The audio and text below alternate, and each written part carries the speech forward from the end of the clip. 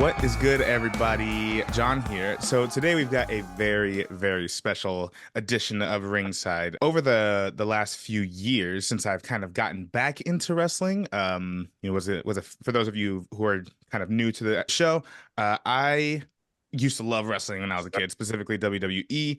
And when over the years, kind of fell off, but in recent years, kind of found my way back to it.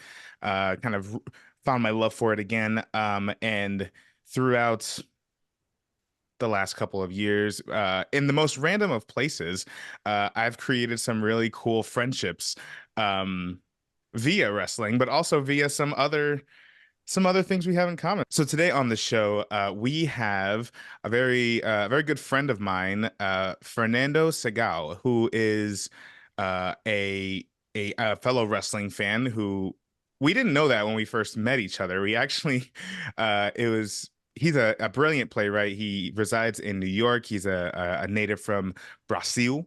I don't know if I said that correctly. Perfect. So anyway, well, and I'm sure we'll talk about more of his body of work, what he's up to. But yeah, we met a few years back doing I was in a reading of one of his plays. Was called a staged reading. And yeah, we kind of met through there virtually. And just kind of kept in touch since then. And it was really interesting being in both the theater worlds and the wrestling world. It's a very, very niche circle there. So anyway, I'm talking enough. So let me go ahead and welcome my guest, Fernando. Yeah, welcome to the show, Fernando. I mean, it's so great to have you. We've been trying to do this for a long, long time, I feel like. We have, But and I've been meaning to do it. I just think that my thing was that I don't think there's a lot of people who are into theater and wrestling, even though theater kind of is wrestling.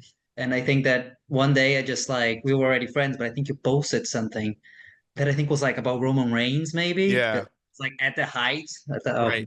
Reigns, and I was like, oh my God, he likes wrestling. I was really like, yeah, can we talk about that more? And Right.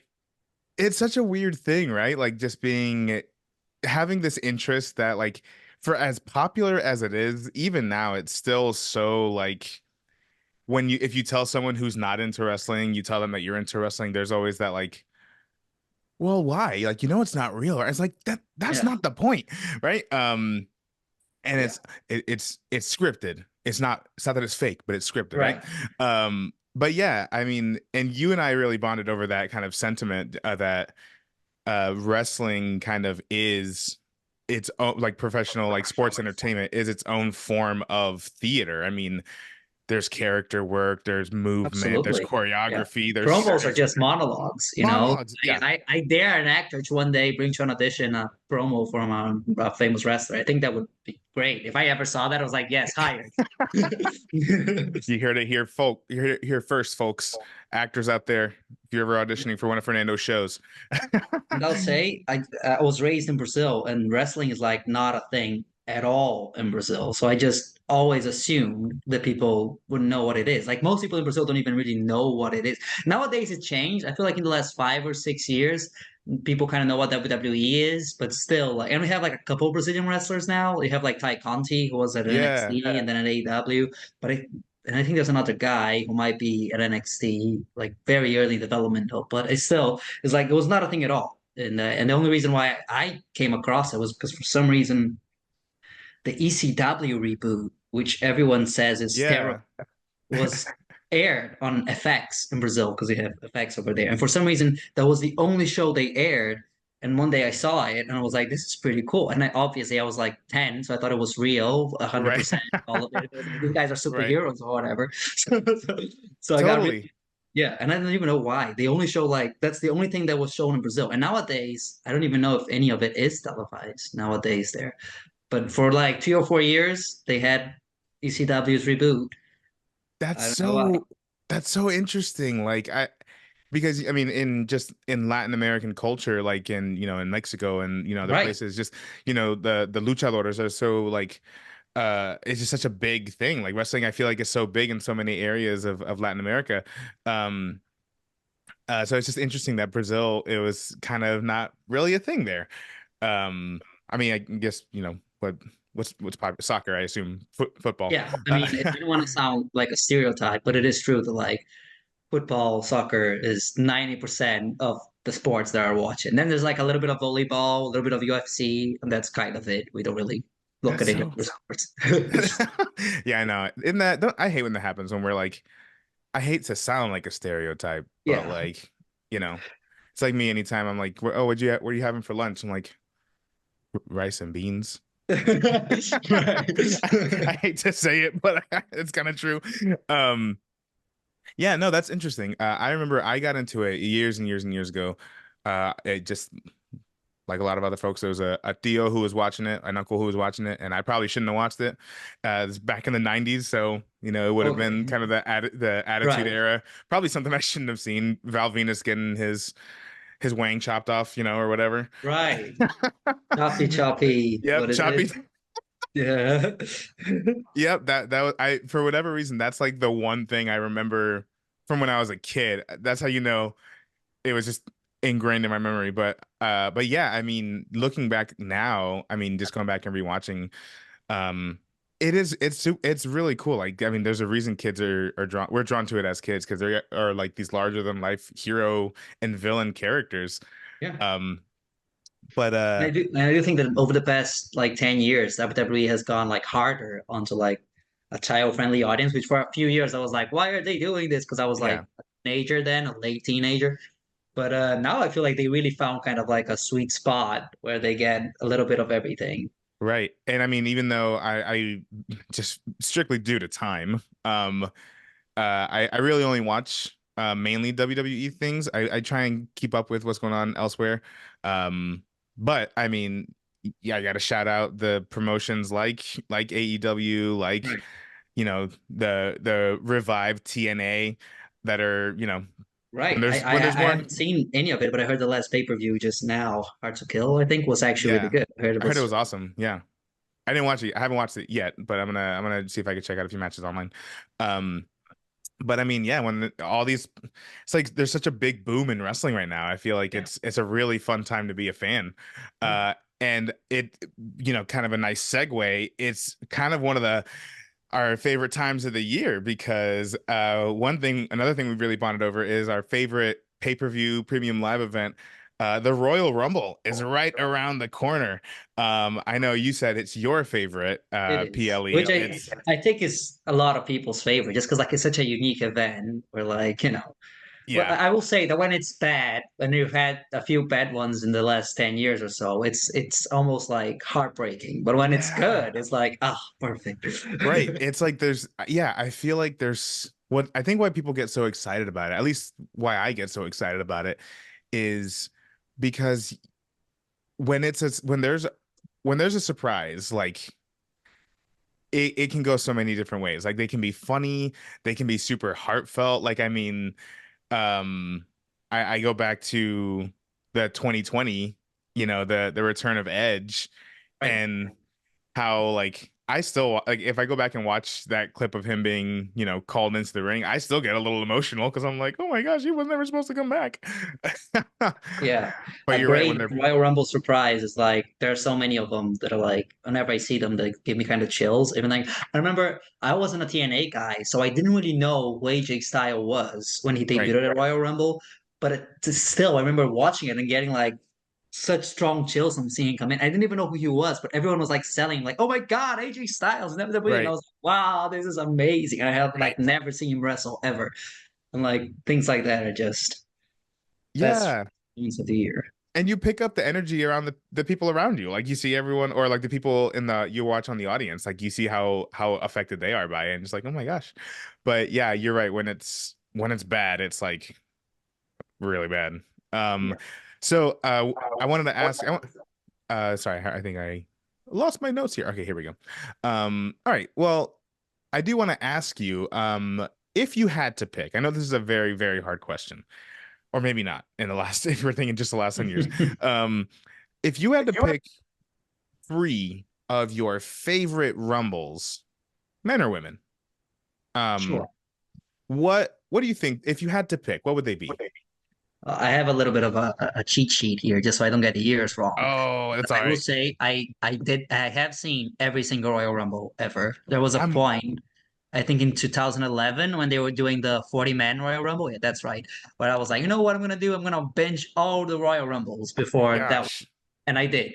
Some of them were rough, but some of them were actually quite good. And I wanted to sound like a bit of smarty pants and Right. go like a couple not so well known ones. So I was gonna start off with the one the Ric Flair won in 1992. Oh, I thought that okay. was a lot of fun. And when I was watching those as a kid, I didn't really know who would win them.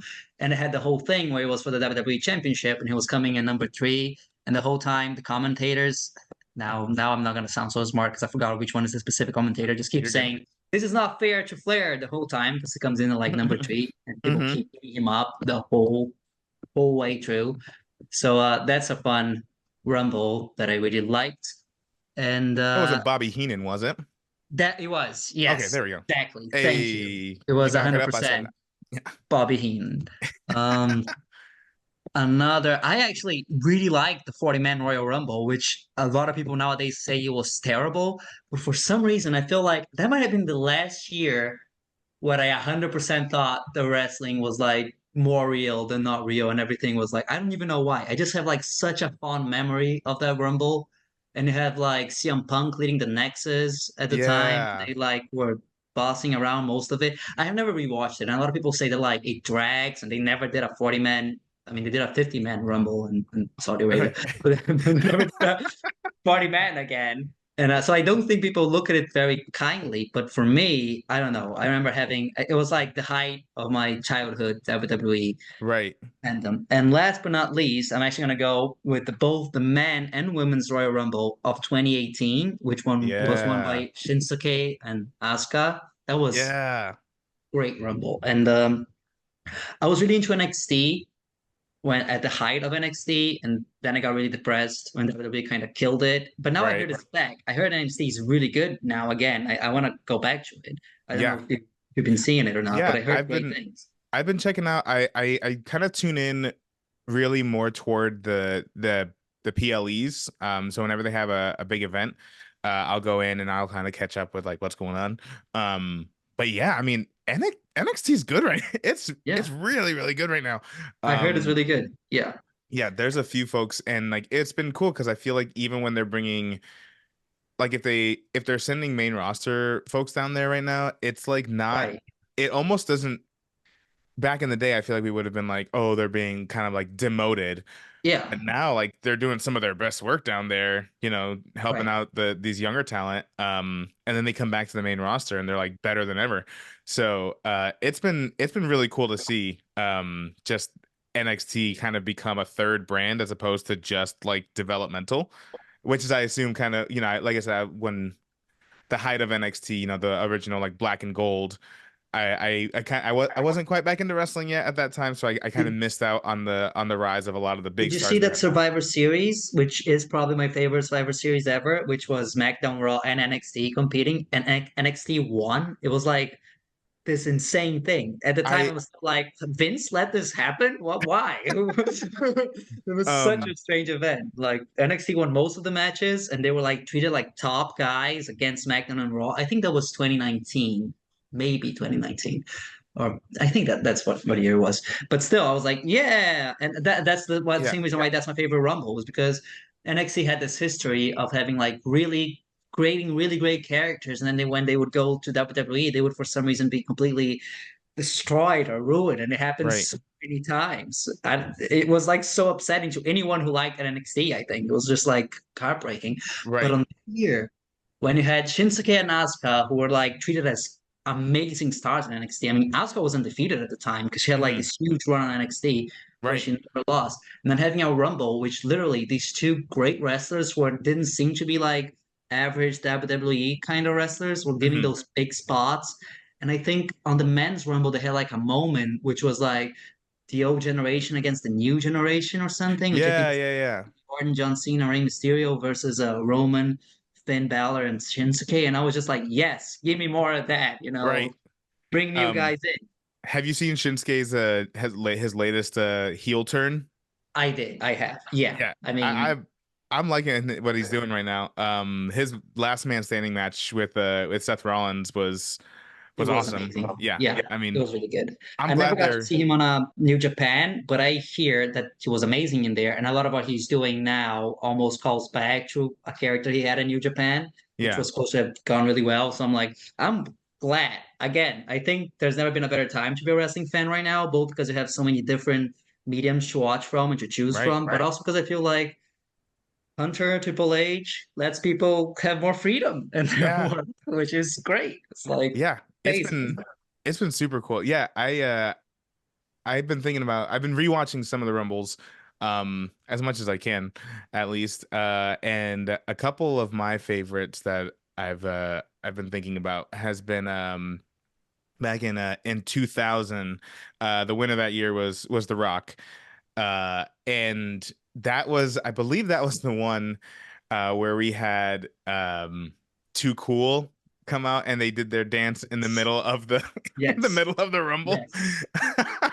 Rikishi was killing it that Yeah. in And the then entire Rikishi Rumble. just like chose them all right Yeah. after something. I think that's what happens. Yep. That's a really good moment. Yeah, that's Yeah. really So that was a really fun moment from that one. Um, I have to go with 2006 when Rey Mysterio goes coast to coast Oh, from number right. two. Yeah, I almost said that instead of the 40-man Royal Rumble. That one is just such a, I know give you're it's due. That was like, ugh. and y'all can't see it because this is an audio podcast, but Fernando is wearing his Latino Heat shirt I right am now. right here. So yeah, I mean, oh man, I remember being a kid and they had that whole episode when we, after Eddie died. So just like how heartbreaking. And then they had this whole storyline with Ray, making it all the way to WrestleMania in honor of Eddie. So that was just for the emotional. Again, goes back to the theatrics and the dramatics of it, right? Although that was from a very real place. Yeah. But yeah, it was yeah, just because of They that didn't have though. to do a lot of writing there. It was like, Oh, just let him win, and you're gonna right, have a great moment, and they did. right. So that was a really really great one.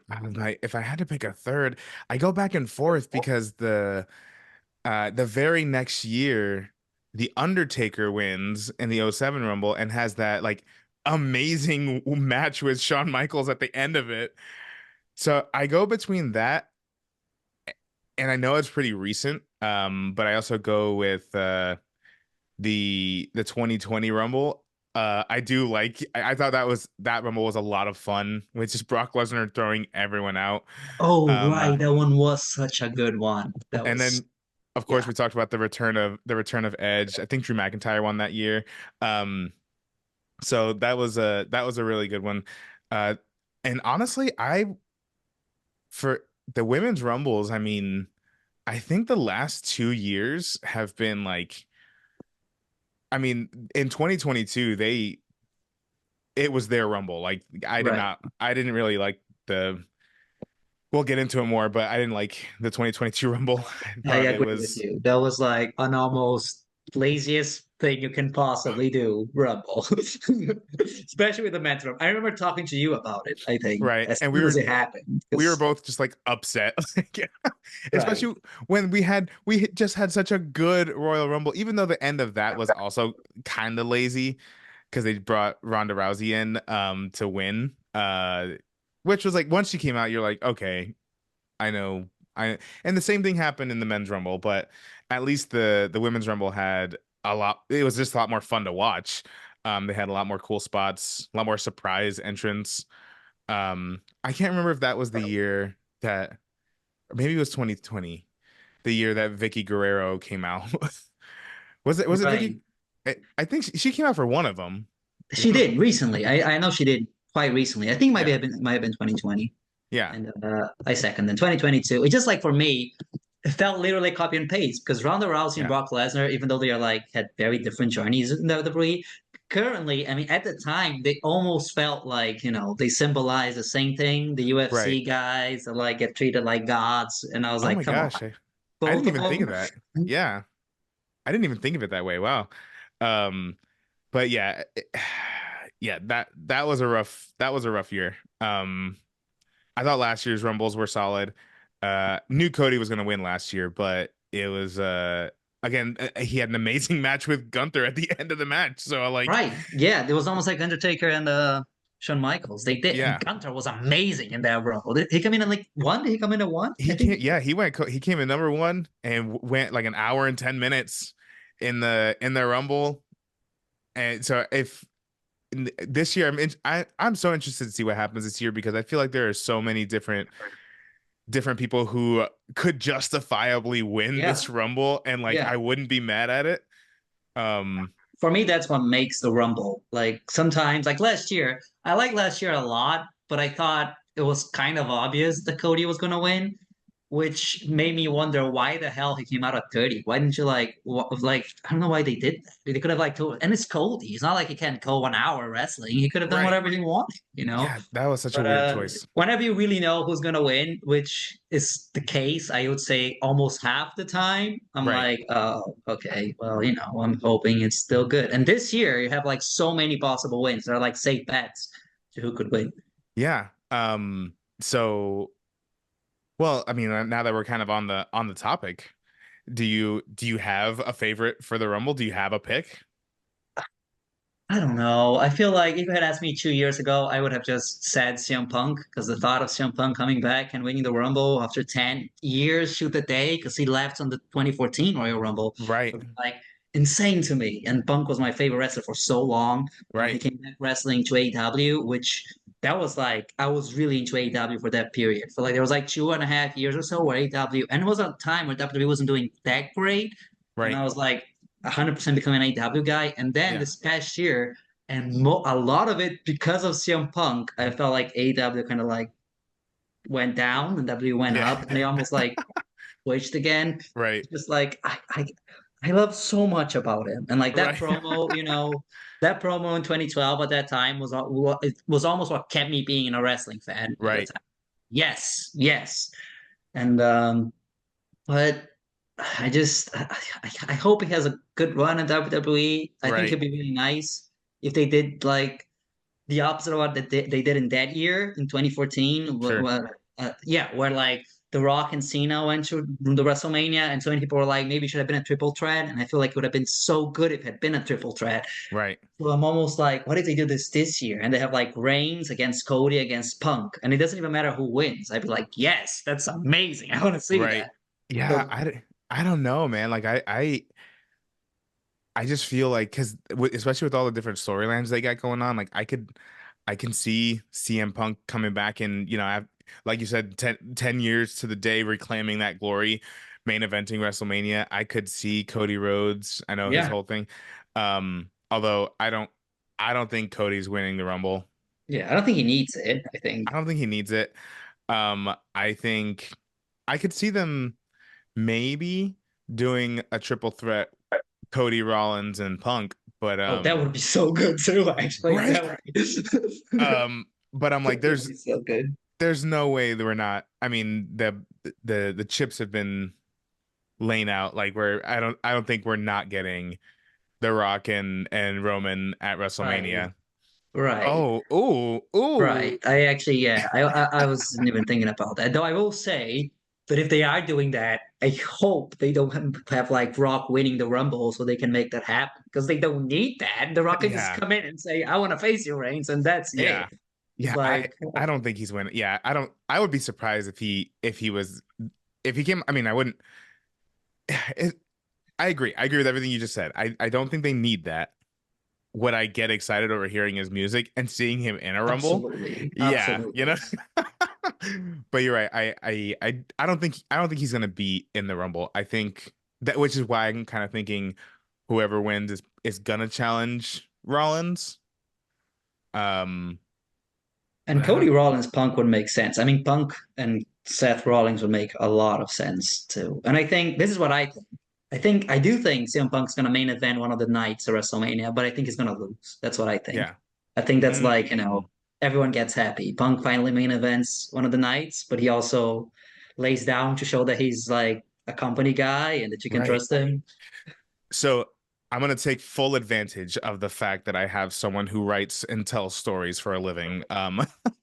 Uh, so here's my thing, and I've said this on like, my streams and other episodes that right now I think they're playing this super long game with Cody Rhodes.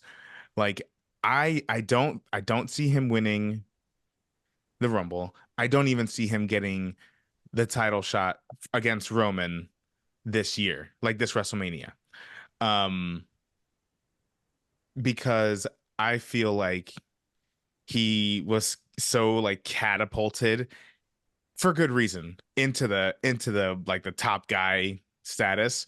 I feel like the story there is like he tried and it didn't work out, so now he has to go to the back of the line and literally work all the way through and through to get that to kind of finish the story, right? Um is it just me? Am I crazy for thinking that that's kind of how they're approaching it? No, that sounds on point, I think. I think Cody is like so many people talk about how he seems to be like one of the only clean 100% baby faces guys on WWE right now and in wrestling right now because so many of the characters are kind of like anti-heroes and stuff like that or like in-betweeners. And Cody's just like a face. He's like almost an Right, American hero kind of character. And what's strange about that is that characters like that, like a John Cena or whatever, usually win all the time. And right, Cody's in a position where like he can take a couple losses and he still maintains this aura about himself. So I think he's here for the long run. I think Cody's going to be for years and years right, wrestling in WWE, and I think I just want to see him wrestle everyone and possibly, like there's right, so many matchups Cody could have at WrestleMania. They'd be like, yes, like right. Cody Gunter, or Cody and Reigns again, or Cody and Punk for no reason. If Punk didn't win, Cody and I don't even know. Gunther's another one I could see winning the Rumble. And I mean, I've loved his Intercontinental run. Like he's Gunther's the man. I don't think we're talking enough about the probable winner for the Rumble, the most dangerous man in WWE, Dirty Dominic Mysterio. Really? I'm out of the, are people really saying that? Because God, I mean, No, I mean, no, I'm just saying that. if Cody's a clean face, then Dominic is the dirtiest heel ever. It's like so impressive how easy it was for everyone to hate him, you Oh know? my God. I'm a fan. His whole Judgment Day run, I've completely gone 180. I'm all in on really Judgment Day, but also Dominic Mysterio. So I also is there a moment we've talked about moments we've like, Rumbles we've loved. We've talked about some Rumbles we didn't love. Is there a definitive moment that you're like, this is my least favorite moment. I hate that this happened. Okay, so like there was a 3 year period where for me the Rumbles almost made me, and I think that was a time when I least watched WWE. And I know this is not a specific moment. I have a specific moment, but I just had to say this, which is between like Rumble 2014, which Batista won, then 2015 when Reigns won, and then 2016 when Triple H won. All three of those for me almost killed me, one after the Oh God. and I was like, those are rough. Like, I mean, Triple H winning the WWE Championship, like, I don't know, I guess it was 50 to set up a match at WrestleMania that no one really wanted to see against Roman, whatever. And then Reigns winning the year before, which everyone knew. And that Rumble has a moment I really hate, which is the fact that Daniel Bryan comes in and everyone wanted him to win the last Rumble, the previous Rumble, and he hadn't. And you have the whole thing WrestleMania 30. But then Right. everyone was like, this is the Rumble, he's going to win. This Rumble is going to win. I don't know if you've seen that match, but he's eliminating like 5 minutes in. He's like barely in it. He Oh my comes in, gosh. and Bray Wyatt throws him out, and the audience just like boos him so heavily, boos the entirety of the Rumble. Like whenever you have one of those, which all three of those had, which is like Right. the audience booing the Rumble. That's like insane to me. You Yikes. have like in the Rumble the Batista one, you have the famous moment which is Rey Mysterio coming out on number 30, and people boo Rey so much because they really wanted Daniel Bryan to be coming out on number 30. Right. And I don't think people ever booed Rey like that. And I I'm just know that's so weird.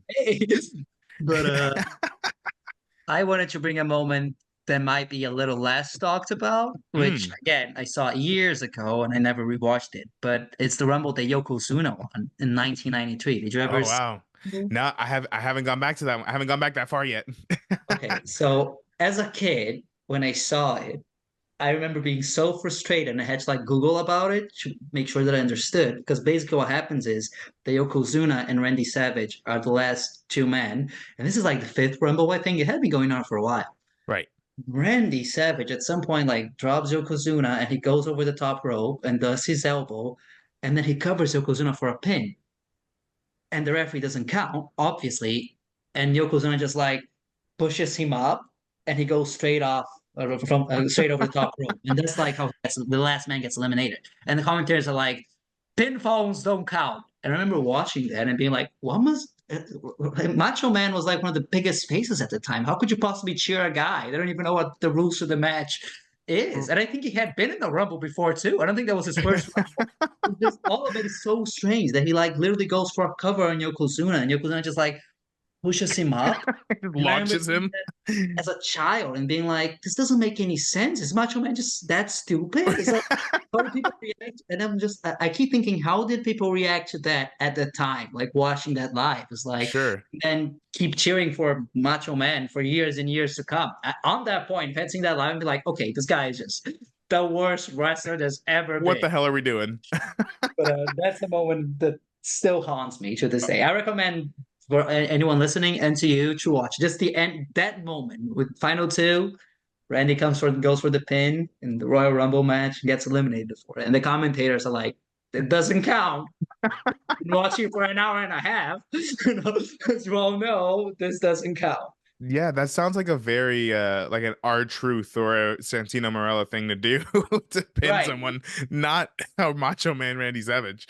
Um yeah, I talked to you a little bit about it before. In more recent years, I mean just going back to I'm going to use 2022 because I already talked about it before. Brock Lesnar coming in at number 30 after losing his match earlier in the night. Right. Um I Okay. was just like I'm like, what? Why? Like, I know why. Um, and it was just such like a, all right, I know what's happening, and I know what we're doing, and I don't like it. I'm not happy about it. The whole like, I mean, it is interesting to think about like how Roman Reigns having COVID and not being able to perform at day one kind of changed what WWE has like now looks like. So in retrospect, it's kind of interesting to think about. But man, just watching that Rumble, just being like, I, I hate this. I hate Yeah. the ending of this match. Yeah. It's the last thing we see. Um, I thought that was a really good WrestleMania that year, but everything building, yeah. leading up to it was like everything they did with Brock Lesnar, like taking the title from Big E. I was like, why though? Why must you do this to me, WWE? So pissed.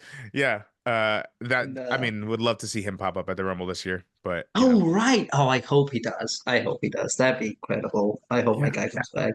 But yeah, and also really bothered me about that, him coming out at 30, is that like the Rumble feels like one of the only events where even though the rules are kind of not clear, the whole thing where like you don't need to win the match to eliminate other people sometimes. And it's like, it's okay, I get it. But like I really liked back in the day. I don't think they have been doing that lately, where like they used to like spin a wheel with the numbers, like Yeah. the wrestlers had to like pick the number and it was like all random. Like Brock Lesnar wrestled for the title, and then an hour later comes out at number 30. It's like how did that happen? What are the rules? They just like go to Vince and was like, I want to be number 30. And I was like, someone else already is, and he was like, I don't care.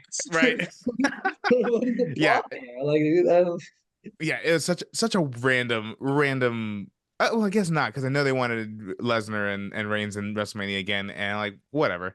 But oddly enough, you're right that WrestleMania that year was really great. So I mean, can't complain too much, I suppose.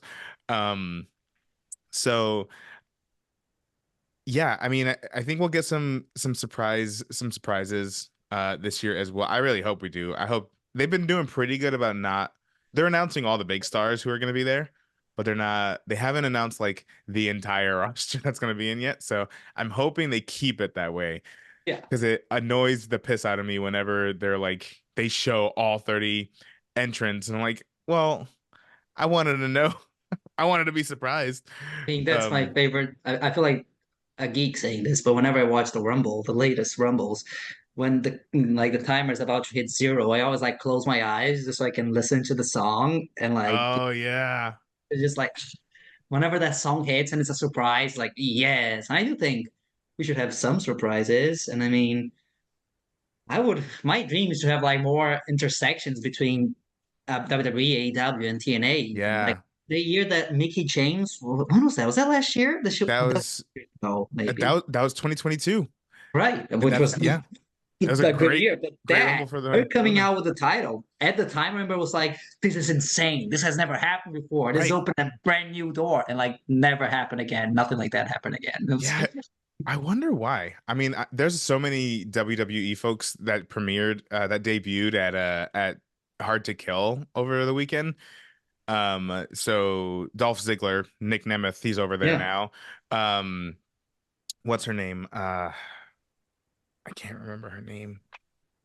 I don't Coming really up right see now. results of the pay per view. So yeah, Yeah, I knew yeah. Dolph, but that But there's a few folks that popped up over there. So it'd be kind of cool to see Santino's over there. I would love to see him pop up. right, right. Well, I think Andrade is gonna be there because Right. apparently I don't know if he has like some clause, but I don't think AEW works for like the non-compete clauses. I don't think they do. But I do know that Andrade is supposedly done with WWE, and given that with AEW, and given that Charlotte, is like his Right. wife, WWE, I would imagine he'd be there, and which I'm down for. He's great. You know who I would love to make one more Rumble appearance? I know they won't. I know they won't, but you know who I would really love? It's my favorite surprise entrance of every year that I ever watch. Gold Dust. That would be I awesome with Cody too. Oh, with I love every time Goldust comes out. Goldust is one of my favorite characters out of WWE. They're so ridiculous. Um, for those of you who don't know who Goldust is, I'm not even gonna tell you. missing out. Just go, yeah, just go on TikTok, go on YouTube, go look up some. Keep in mind, Goldust was a product of his time. Right. And some of the like the whole stuttering thing, like that's again, take everything with a grain of salt. It's a product of its Yeah. time. Yeah. She acted. But I, damn, I it is kind I of funny. recommend looking at this 1 year period, I think, where he went by the artist formerly known as Goldust. Do you know about this? And Yeah, he would come out almost always very different. Like he would always have like kind of a different gear that would just get more and more outrageous every time it would come. And some of them is like, what were they thinking? It's like, right. what? Was Dustin forced to do this? Dustin Rhodes? Why would he? There's no way he agreed to do that, like out of kindness. I mean, it's just so strange. Yeah, but Yeah, that's always my dream. I would love to see. But yeah, I think I don't know. I hope we see some. I would like to also see some more cross promotion, especially for the I folks who have been in both like WWE and elsewhere, you know?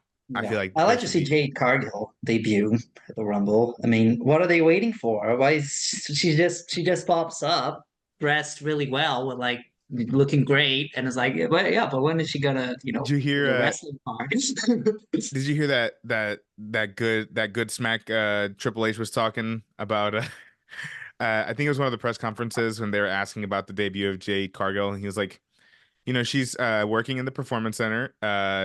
She was limited in what she was able to do because she'd never gotten this type of training before. And I was like, damn, Triple H, why don't you say what you really feel? He's basically saying like no one taught her anything over there. Um, No, so I get that. I saw most of right, her run at AEW, and the thing is, they just treated her kind of like Goldberg at WCW, where right, like she had really short, very dominant matches, and right, everyone just loved. That's why she became a star, And it's right. like, I mean, I hope she can do that, but I don't think they need to. I feel like they No, can totally bring her in and give her like a monster run where she just right, like, does whatever she wants and doesn't need to have that long matches. I mean, right. if she knows how to wrestle more and more, good for her, but it's like, I just want to see her debut. I thought she was, I don't think you have, I mean, Nia Jax was like her for a little while, but it's hard to see like women wrestlers who are just like absolute monster heels or faces or whatever. And that's And what we Jade was. right. Yeah, we need more of that. I want to see a big monster run. Um So speaking of Nige, actually, I don't know if you caught her match with Becky Lynch a couple weeks ago. Um, she dare I say she's kind of been killing it since her Yeah, I saw some highlights. Yeah. I'm not gonna lie, I was one of the people who I kind of wanted to hate on her a little bit, but since she's been back, I'm like, wait, she's killing it. Yeah. I'll see what's I going heard she's on. doing good. I heard a lot of I heard Becky's like being very nice. Not nice, but it's like I just there was like this end of the year list from someone. I don't remember what it was, but like one of the best things of the year were like Becky giving back to like other women wrestlers throughout 2023. And I'm like, that's Yeah, great. I'm glad she did. I mean, Nia, I think it's the yeah. same thing, which Becky is had one of my favorite matches of last year, her cage match with Trish Stratus. right. That was really good. That Just was such a good match. amazing work.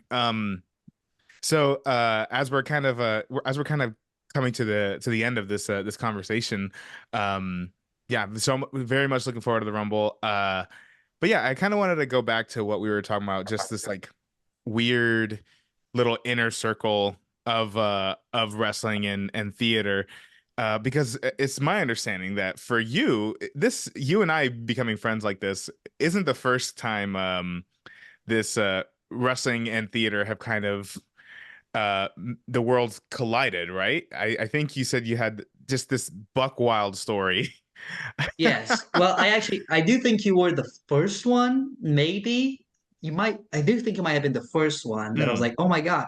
And this past year, actually, my girlfriend is going to Atlantic Acting School, and she actually has like three friends there who are really into wrestling. And I'm so excited because I literally have never watched the Royal Rumble with like people who are really into wrestling before. Oh, that's so It's gonna be the cool. first time. I'm so excited about it. So I do think they exist, and because wrestling is really popular nowadays, it's becoming bigger and bigger. And I would recommend to anyone, theater people or not, to read the play, The Elaborate Entrance of Chet Deity.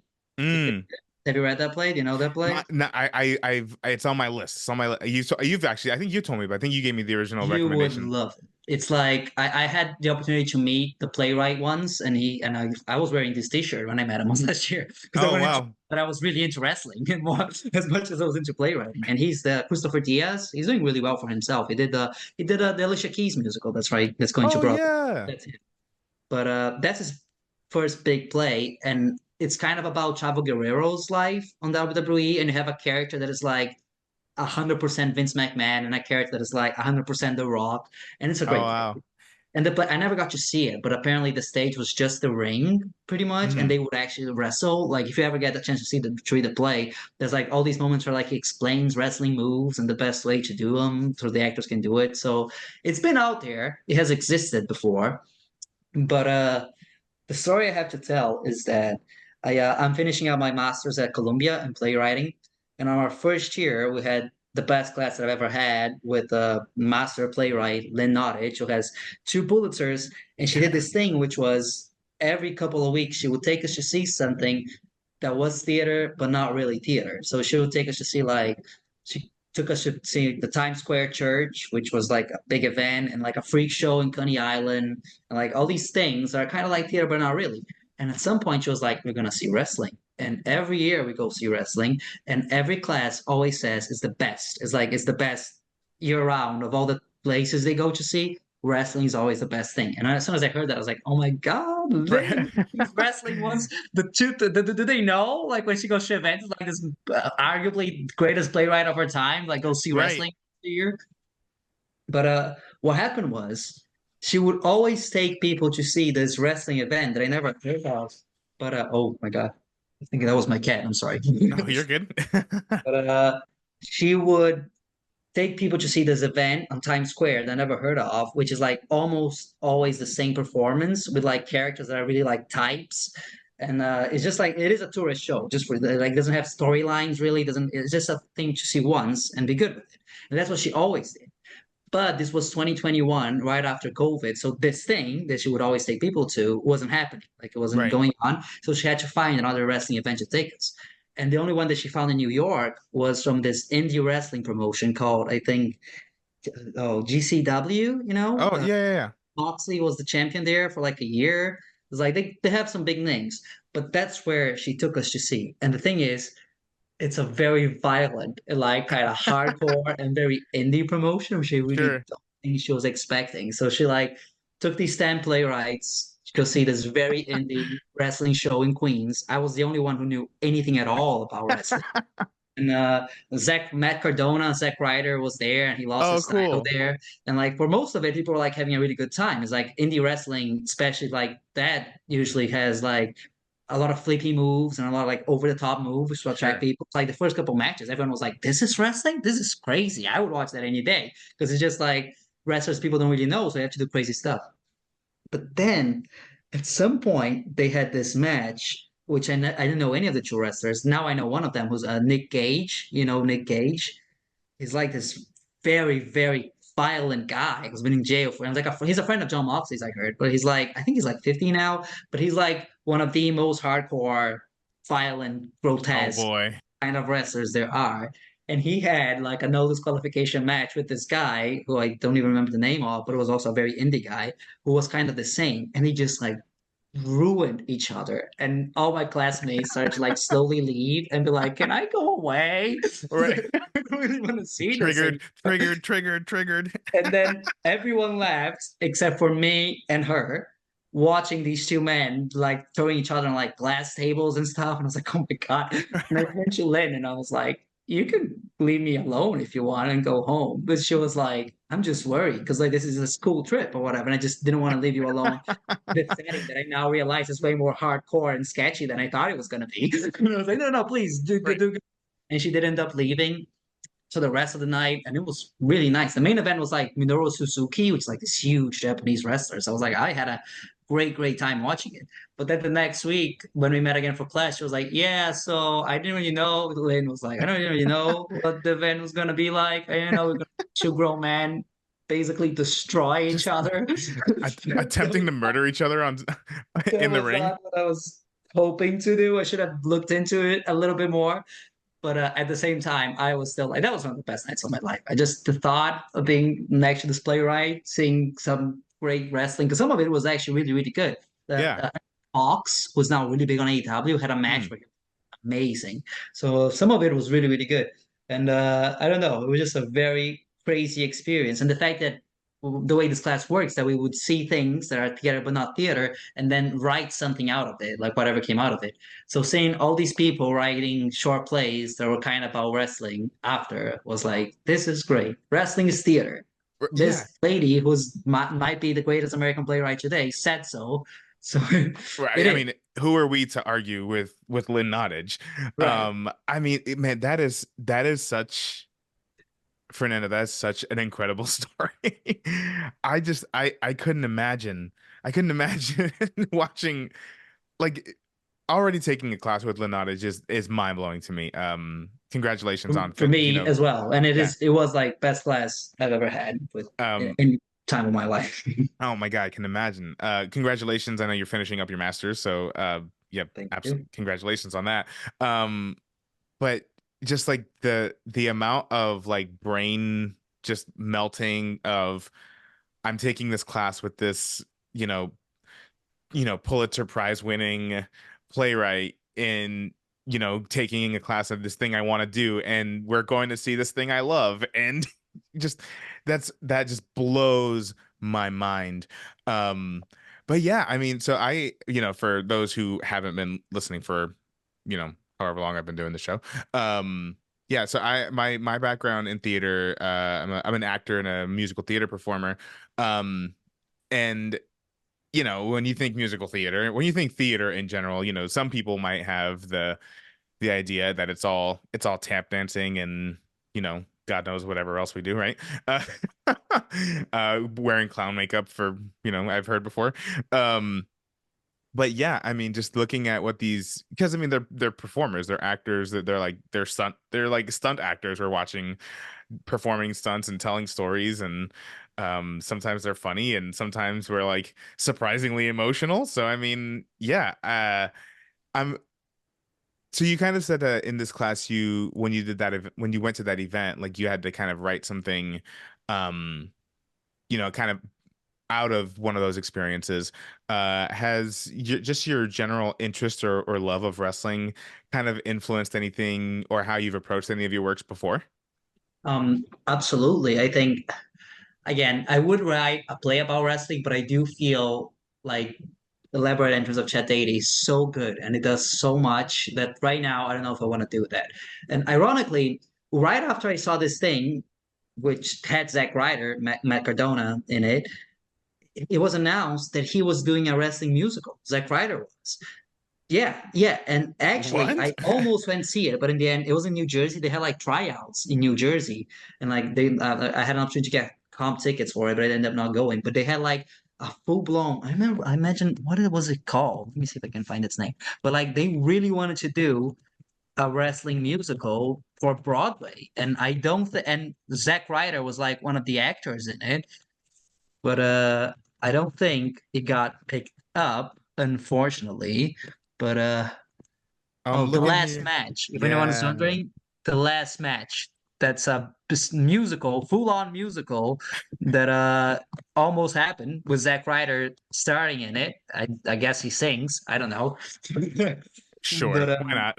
so I have always like been a little scared of doing it for theater. But with that said, I did take a lot of television writing classes at Columbia because playwrights often go to Columbia, and I did write a full-on show about wrestling. Which also I do think you have a TV show about wrestling, which I've never seen. It's called Heels, I think. Was the So yeah, Heels. I know a few years ago, Glow was on oh yeah, Netflix. I mean Glow was Um, good. Glow, and actually Christopher Diaz, who wrote Elaborate Entrance, did write for Glow. He was like oh, I was just listening to Chavo Guerrero. He did a podcast interview recently on the Chris Van Vliet show, and he was talking about how Christopher Diaz, you know, he told Chavo like, "Hey, I kind of wrote this play about you," and they met through there, and that's how he eventually got um the Iron Claw, which was I don't know if you got a chance to see that.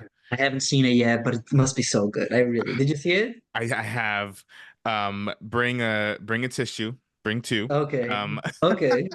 if you're like me, at least. I mean, if I cry at everything, but um, no, it's and I mean the wrestling is like legit wrestling in that movie. So I mean, I don't know, man. I think maybe go with your gut on that one. I feel like because wrestling's so big right now, I feel like all of I agree. the Yeah. properties out there, the opportunities are there. And I'm not just saying that because in case you need an actor and anything, but I'll let you know for sure. I mean, I'm gonna need people there who know what wrestling is for right. sure. I think I agree. The more mainstream wrestling is, and I think in part we have to thank The Rock and John Cena for it, who are both like huge actors today, and both, were huge wrestlers before that. And Batista too. I mean, Yeah. it's I sometimes joke with my friends who are not into wrestling that and went to acting school. They was like, what's an even better acting school? Wrestling, because Right. some of the most highly paid actors in the world today were wrestlers. Not did not go to acting school. They Right. went to WWE. You got to connect with Uh, that. You got to connect with that audience. Um, I think there's well, so many good stories from wrestling to adapt. It's like it's kind of someday someone's gonna make a movie about Chris Benoit, and I think it's gonna be like you know something. yeah, I don't know. Like I get so iffy whenever even with just hearing his name, I'm like, ugh. Um, and I know that for a while they were working on a movie, but I think it was more about the incident itself Yeah, more they than were. like And then, in fact, a Brazilian director of all people named Vicente Amorim was directing it. I don't know why he was, but he was at one point. There was a period in time where he was going to direct it and Chris Hemsworth was going to be Chris Benoit. Like that happened. That was oh my like gosh. a moment in time. But then what I heard is the family was really against it, which, as they probably ought to be, Right. which made the project drop. And I think you need way more time. But I do think that like 15, 20 years from now, someone's going to make a very interesting adaptation of that story, I think. Yeah, I mean I would love to see I mean just I know they're kind of riding on the Iron Claw right now. I would love to see a an Eddie Guerrero or just like a story about the Guerrero family. Um yeah, I think you're right. I think there's so many stories that are just ripe for adaptation. Um but yeah, I mean so you haven't I know you say you'd written a show like a kind of a more of a television format. Um do you find in any of your non-wrestling related works that maybe even in writing a monologue you draw from, I mean, because you I when I did your play, Saudades, like I mean, I didn't know you before then, but like getting to know you now, that play very much feels like your humor. Um and like I kind of have a better understanding of it now that I have, that I know you a little bit better. Um so I'm just curious if that's something that kind of creeps in. I don't know if that question makes any sense, but It does make sense. And it definitely creeps in a place where I would say my theater writing has gotten more and more farcical. And my thesis, which is how I get my master's, is like a production of a play, which is a farce that has a lot of physical comedy in it. And I would say that a lot of physical comedy comes from wrestling sometimes, like some of the things that people do. And I do, it's like there's this thing which kind of lost in today's world in theater, which is like very heightened, very like clownish kind of comedy, where sometimes you have a clown beating the hell out of another clown, and it right. can be very entertaining. I find it can be very funny if done well, if done well. And that's something that I draw from. It's nice to like be able to like sometimes write moves, knowing exactly what I would want an actor to do Right. on stage. And I do think that comes out of wrestling. And yeah, it's like wrestling is some of the greatest stage combat ever. I remember that once I met this guy who was a stage combat specialist that did a lot of Shakespeare mostly, but he used to teach in a place. I don't remember the story exactly, but he used to teach in a place that a lot of WWE wrestlers would go to, and he like would often work with WWE wrestlers because it's like, yeah, stage combat is a big part of some of theater, and no one does stage combat better than wrestlers do. Yeah, I mean, I have such a limited experience with stage combat. I mean, in college, I had to take, a workshop, and I've taken workshops outside of college. There was one show, I was back when I was an apprentice at this theater company. Um, we did a production of Viet Gone by Qui Nguyen. Um, Brilliant play. Love that play. You're not. I'm assuming you're familiar. Yeah, Uh, great play, great play. do, Ironic, not ironically, but a sequel just came out. I saw it like a I few months saw. ago. How was that? Yeah. It was really good. Yellow rednecks or something. I don't quite Yeah, remember, Yellow but it Rednecks. was really interesting. They had like puppets in it and some songs randomly. It was a very insane play that really Yeah. was really good, and it was really like a sequel to it. It was like 20 years after or whatever. I'll have to see if I can read it somewhere. So it did. So as you know, they have the big ninja fight. Right. Just in the middle of the play, they have this anime style ninja fight. And so I was because I was an apprentice and I was cheap labor. I mean, it was technically my first time on a regional production stage, stage production, excuse me. So I got to do I was one of the ninjas, so I had to take a stage fighting a stage combat course. Um, but yeah, I mean, it's always drawing like on like, okay, if I get hit, I mean, you have to act like you're getting hit. You have to act like it hurts. Yeah. A concept that's a lot harder for actors who've never done something like or have observed it. But yeah, I mean, I would always yeah, I mean, they act like they get hurt on wrestling, so I'm gonna, you know, they get their back raked or something. They're like, oh, Absolutely. It's a lot of acting that goes in there. And I mean, so many of the greatest wrestlers, wrestlers that people say is the greatest ever are like because they were really good sellers, like Shawn yeah, Michaels. I was always a huge Dolph Ziggler guy, and I'm so happy that he's getting, going to other promotions because I always thought that WWE at times didn't treat him as they should have. At times they did, but there were right. like periods where they really didn't. And he calls himself. I hear this like his nickname on TNA, like the hardest working wrestler or something like that. And it's Hmm. like it's true. He's really good at his job when it comes to like selling and the acting part of it, and it's so important. One of my favorite sellers right now is uh Io Shirai, however you want to remember her. Yeah, yeah, But I mean, she's just a brilliant wrestler, but yeah, she is hilarious with every cell. Uh um all right. So now that you're back in New York, you've been listen, y'all. I want y'all whenever you do listen to us, send out some good vibes for my friend Fernando because he went from he came back from Brazil today, the day of this recording. He flew back into the States and made time to have this lovely little chat with me. So you're back in New York, and I mean, I'm just hearing it for the first time too. Is there anything you got going on that maybe anyone in New York can maybe be looking forward to? Well, absolutely. My thesis is going up in April for three performances, and hopefully, all fingers crossed, currently trying to get money for it. And investors is going to move to some other theater in the summer, and I'll let you talk about it here. It does have a lot of physical comedy in it that involves people sometimes doing almost wrestling related stuff. So I would like to segue into saying that please do come see it. More to come at some point. That's probably the big writing project that I'm doing right now. And I'm working at a public theater starting tomorrow. That's part of why I wanted to do this today. I'm getting like a very full schedule for a month and a half working at a play at the public theater as an assistant to a playwright, which is a very cool experience because I really like the playwright, Itamar Moses. But yeah, it's just I don't know. I really love theater and I want to work with it in any way possible. And that doesn't mean that I don't. Sometimes I have twice applied for a job as a writer at WWE, but have been twice rejected. Right. But if that happened, I would change. Don't tell my family. They would Right. probably like, I can't believe you got a master's in playwriting at Columbia. It should go right for WWE.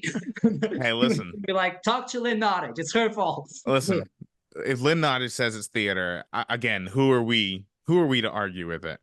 I love my family, but if Lynn Nottage told me something to me like, listen, y- y- one of y'all is the professional voice in theater, and one of y'all isn't. So I'm gonna go listen to the one who is. Um, well, that's awesome. Well, yeah, I mean, please keep me posted. I mean, if the timing works out, who knows? I've got family in New York. Maybe I'll swing by. Is there gonna be any chance of it being maybe live streamed, like via Zoom or something? Maybe at some point we'll see. I mean, for these first three performances, a big part of it is just like getting people from the industry-ish to see Sure. it and maybe throw money at it, which Right. would be nice if they did. But Right. maybe at some point. There's yeah, maybe. I Yeah. like it. Yeah. That could be cool, just in case anyone, who does want to peek in. Accessible. Yeah. Yeah. We love accessibility here. All right, cool. Well, thank you all so much for tuning in. I'll be sure to share some of Fernando's whatever social or anything else he wants me to put up Please do. at the time of Yes. this at the time of when this episode is released.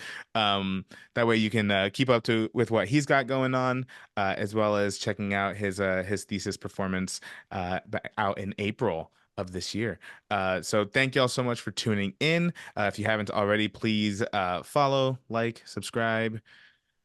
I don't know, all the socials. You'll see them. I don't know what the kids are doing these days, you know. Uh, More and more. There's more and more every day. I And but know. I'll say that thank you so much for having me. I've been meaning to do this for such a long time. Because listen, I could talk for wrestling for days, and I have very little Right. people in my life that I can do that for. Like Uh, sometimes I start talking about wrestling with my girlfriend, and I get too excited, and she's like, I don't really like this, right? I'm just like being nice, listening to you. And I'm like, I know. hey, I she's hope at I least can again one at some point. that's a great partner to have who will, even if they are not, that's like my girlfriend whenever I talk about Dragon Ball Z, and and she's like okay. Like, she loves wrestling. We watch wrestling together all the time. That's so But nice. Ah, yeah, so that part's nice. But for some things, I get the same exact reaction. So I mean, I'm right there with you. All right, and on that note, y'all, we're gonna go ahead and peace out. Thank you for listening, and we'll catch you on the next one. sounds great. Bye bye. Thank you for having me.